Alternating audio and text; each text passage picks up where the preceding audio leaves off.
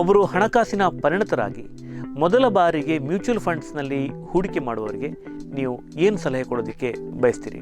Sir, mutual funds ಅಂತ ಹೇಳಿದ ಕೂಡಲೇ ಒಂದು ಅರ್ಥ ಮಾಡ್ಕೊಳ್ಬೇಕು ನಾವು. ಅಂದರೆ ಈ ಕಂಪನಿಗಳು ನಮ್ಮಂಥ ತುಂಬ ಜನರಿಂದ ಹಣ ತಗೊಂಡು ದೊಡ್ಡ ಮೊತ್ತದ ಹೂಡಿಕೆಯನ್ನು ಮಾಡ್ತವೆ. ನಾವು ಈಗ ಮ್ಯೂಚುವಲ್ ಫಂಡ್ಸಲ್ಲಿ ಹಾಕುವಾಗ ಅವುಗಳ ಅಬ್ಜೆಕ್ಟಿವ್ ಏನು, ಧ್ಯೇಯ ಏನು ಅಂತ ಅರ್ಥ ಮಾಡ್ಕೊಳ್ಬೇಕು. ಹೆಚ್ಚಿನವರು ಅದನ್ನೆಲ್ಲ ನೋಡೋದೇ ಇಲ್ಲ.